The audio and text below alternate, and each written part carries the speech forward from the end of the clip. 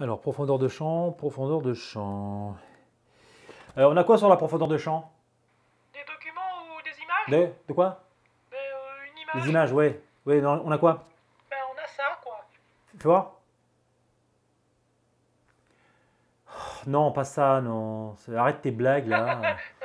C'est marrant. Je parle de la profondeur de champ en photo. Pas la profondeur d'un champ, on s'en fout du machin.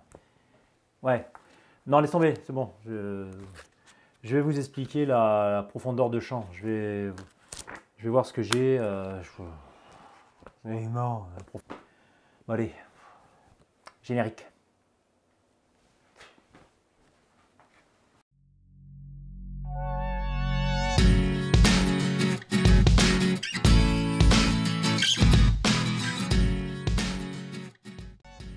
Bonjour et bienvenue sur la chaîne Photogral. Aujourd'hui, on va parler de la profondeur de champ. Et pas la profondeur d'un champ, enfin bref. On a tous entendu parler un jour de ce terme mêlé avec d'autres expressions techniques, cette fameuse PDC ou profondeur de champ. Alors qu'est-ce que la profondeur de champ? Généralement, quand on veut parler de ce phénomène, on parle directement des conséquences sur l'image. On donne des exemples avec une grande profondeur de champ, ou avec une petite profondeur de champ. Voilà, la profondeur de champ, c'est grand, petit, moyen, enfin voilà, différentes tailles peut-être, on ne sait pas. Donc je vais vous expliquer ce phénomène, les conséquences qu'elle a sur les photos, mais je vais vous expliquer ça par le commencement, c'est-à-dire les causes qui expliquent ce phénomène optique. Une photo est nette uniquement sur un plan focal ou plan image, à partir d'un unique plan objet. Tous les points de ce plan objet sont reproduits de façon identique sur le plan image. En avant ou en arrière de ce plan, les points ne sont plus des points, mais des disques que l'on appelle des cercles de confusion. Bon, en d'autres termes, l'image est floue.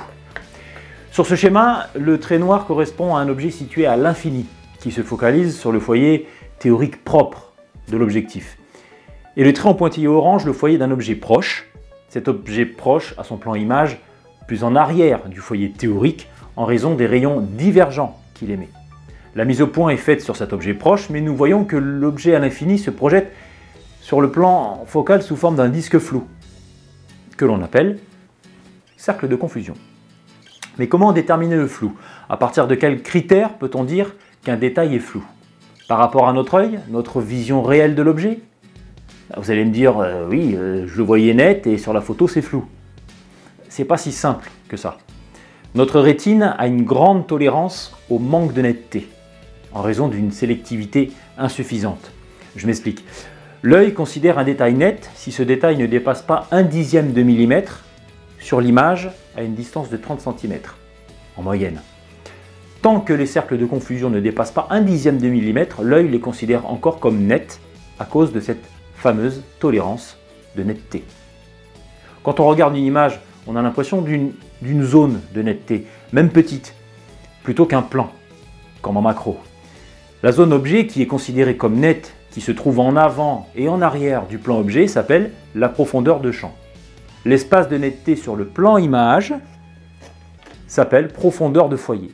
Pour que l'endroit de la photo que vous voulez soit net, le capteur ne doit pas être en dehors de cette zone de tolérance où les cercles de confusion sont perçus comme des points. En d'autres termes, ce sont les limites avant et arrière où les cercles de confusion sont encore considérés comme nets et non comme des disques flous. Alors comment calcule-t-on cette tolérance de netteté? L'œil humain a un pouvoir de résolution d'1 minute d'arc en moyenne. C'est 1/60 de degré. Un cercle de confusion sera perçu comme un point s'il est inférieur à cet angle. En observant une image à une distance normale, en fonction de sa diagonale, la taille maximale de ces cercles est égale à la formule suivante que voici. Retenez qu'il faut diviser la focale de l'objectif standard par 1719. Pour calculer la profondeur de champ et la profondeur de foyer, il y avait avant une valeur limite qui était de 1/1500e, la valeur de la focale standard ou normale. Aujourd'hui, nous préférons utiliser 1/2000e pour des raisons de progrès technologique. Mais que veut dire une focale normale ou standard? Alors c'est un objectif qui a la focale égale à la dimension de la diagonale du format en question. négatif au capteur, ou aux alentours, hein. On utilise le théorème de Pythagore pour ça. Mais oui, vous vous souvenez, le carré de l'hypoténuse est égal à la somme des carrés des deux autres côtés. Voilà. Donc pour un format 24-36, la diagonale fait 43,2 et un APS-C 27,04. Nous arrondissons à 50 pour un 24-36, bien que ce serait mieux entre 40 et 45 mm, et 28 mm pour un APS-C qui me semble être une bonne valeur. Donc le tableau suivant est calculé en fonction de ces critères arrondis. Ces valeurs sont utilisées pour établir les réglages des bagues et de graver les inscriptions sur les bagues de mise au point, sur les objectifs, quand elles y sont. En effet, les objectifs modernes ne les possèdent plus trop à cause de la motorisation, où ils en ont gardé à peine une vague indication. Je vous ai expliqué les causes de la profondeur de champ et comment l'œil percevait le net du flou. Regardons maintenant comment l'on peut faire varier la profondeur de champ en agissant sur un élément mécanique de l'objectif. Voilà, le diaphragme. Sur ce schéma, vous allez comprendre ce que le diaphragme fait subir aux rayons lumineux qui traversent l'objectif. La partie bleue représente l'optique, représentée ici par une lentille convergente simple pour plus de clarté, mais le principe reste le même. Les deux parties colorées en vert et orange représentent le trajet que fait la lumière quand le diaphragme est fermé. Les traits fins, continus et en pointillé représentent le trajet de la lumière, diaphragme ouvert. Bien évidemment, les proportions et les échelles ne sont pas respectées, c'est une représentation amplifiée, simplifiée pour bien que vous compreniez le phénomène. Donc, la mise au point est sur l'objet A. L'objet B est flou si le diaphragme est grand ouvert, on dit à pleine ouverture. Et on voit un cercle de confusion d'un diamètre important. L'image de l'objet B est donc floue. Si on ferme le diaphragme, l'objet A est toujours net, puisqu'on le veut net. Par contre, les rayons lumineux sont contraints de passer par une plus petite ouverture due à la fermeture du diaphragme. Et que voit-on? Le cercle de confusion qui a fortement diminué. Si celui-ci entre dans les tolérances admissibles de notre tableau de valeurs, alors l'objet B sera considéré comme net. Si le cercle de confusion est encore trop grand, l'objet B sera flou, mais un peu mieux défini. Rapprochons-nous encore de ce phénomène et regardons plus près ce qui s'y passe. Imaginons que nous observions de profil un plan image, mais de très près. Sur ce dessin, les rayons lumineux arrivent par la gauche et se focalisent sur le plan image. Nous faisons la mise au point sur un objet à quelques mètres de nous. Le premier cas montre un objectif ouvert à pleine ouverture, un 50 à 1,4 par exemple. La bande grise horizontale correspond à la dimension maximale que doit avoir un point pour qu'il soit considéré net sur l'image. Bon, c'est exagéré bien sûr, les proportions ne sont pas respectées. Sur cet exemple, les rayons lumineux sont assez obliques et toute la surface de l'objectif est utilisée. On voit que la profondeur de foyer est courte et par conséquent, la profondeur de champ est réduite également. Les deux cercles de confusion sont proches du plan image et il n'y a pas trop de marge de manœuvre. L'autofocus a intérêt à être bien précis et bien calibré. Le deuxième dessin montre ce qui arrive quand on diaphragme, c'est-à-dire quand on ferme l'iris de l'objectif. Une partie de la lumière ne passe plus sur toute la surface optique et le diaphragme masque le pourtour des lentilles pour n'exploiter que la partie centrale. On voit ici que les rayons ont un angle plus fermé. La profondeur de foyer augmente et en conséquence la profondeur de champ. Si nous fermons encore le diaphragme, l'effet est beaucoup plus flagrant. Le plan film a une marge bien plus importante pour que l'objet soit net.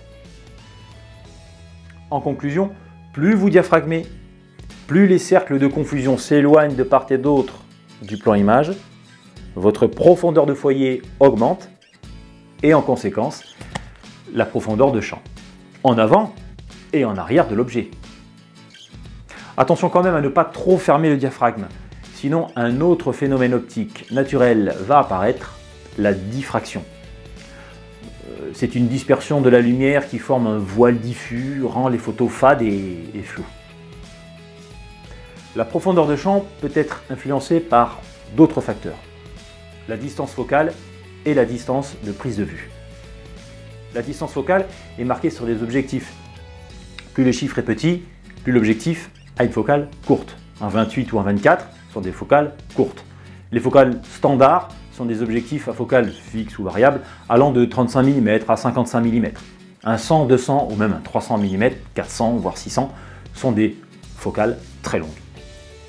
La distance de prise de vue est simplement la distance à laquelle se trouve le plan image du sujet et l'objet photographié.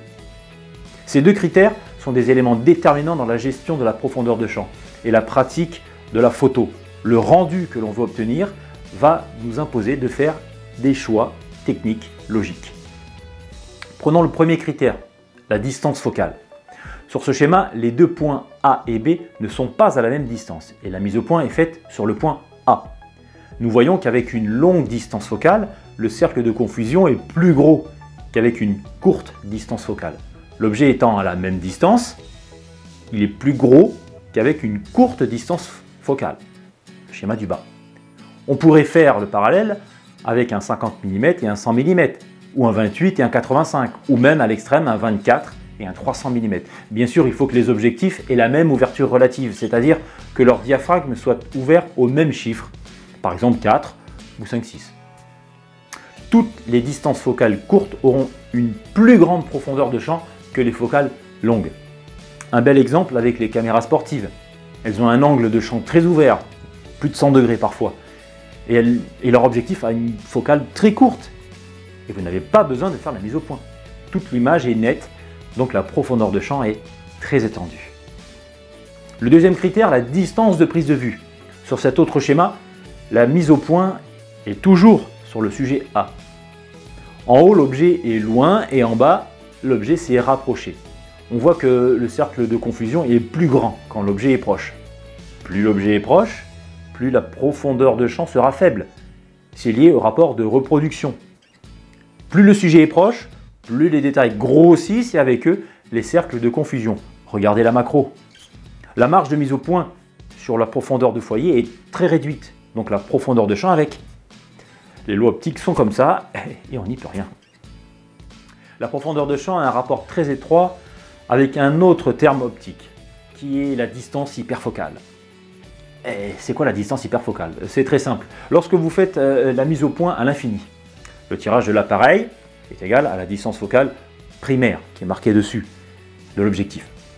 Il n'y a pas que les sujets à l'infini qui soient nets. La plage de netteté s'étend vers l'infini, jusqu'à un point limite plus proche. Ce point objet est tout simplement le cercle de confusion ayant une taille maximum pour une netteté admissible. Par exemple 0,025 mm pour 1,36 m. La distance entre l'objectif et ce premier plan net, si l'on peut dire, est la distance hyperfocale. On peut la faire varier soit en diaphragmant, ce qui aura pour conséquence de rapprocher le premier plan net, ou en changeant d'objectif, en prenant un objectif de plus courte focale. Pour bien se rendre compte, voici deux objectifs, un 50 et un 28 mm. Commençons par le 28 mm. Sur cette photo, les chiffres du bas représentent les ouvertures de 8, 4, 5, 6, 8, 11, 16 et 22. Plus le chiffre est petit, plus le diaphragme est ouvert. Au-dessus, il y a une barre orange avec des chiffres de part et d'autre. Ce sont aussi les ouvertures. On en parlera tout à l'heure. Encore au-dessus, c'est la bague de mise au point avec les distances. Infini, 3 mètres, 1 m 50, 1 m 80 cm, etc. Les chiffres verts sont simplement la conversion en unité impériale. Le pied, foot, FT.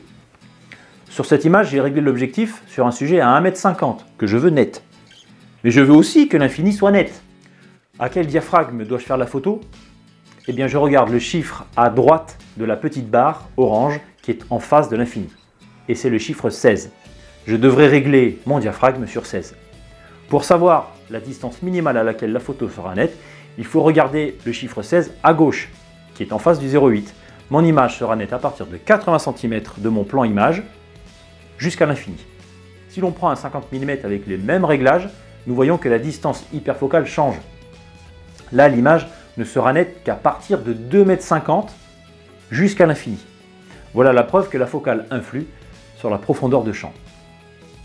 Pour bien comprendre la profondeur de champ, n'hésitez pas à expérimenter avec votre matériel de prise de vue.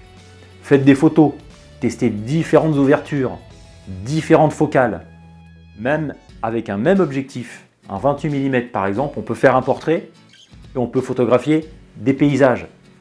Testez la profondeur de champ et surtout, imaginez avant votre photo, par exemple, je veux le sujet net, je veux l'infini net, testez différentes ouvertures et là, vous pourrez bien comprendre le phénomène optique de la profondeur de champ. Ben voilà, j'espère que cette vidéo vous aura servi dans votre pratique de la photographie. N'hésitez pas à partager cette vidéo, posez-moi des questions en commentaire, j'y répondrai avec plaisir. En attendant, allez, amusez-vous avec cette profondeur de champ. Et moi je vous dis à bientôt pour une nouvelle vidéo. N'oubliez pas de vous abonner. À très bientôt. Allez, ciao.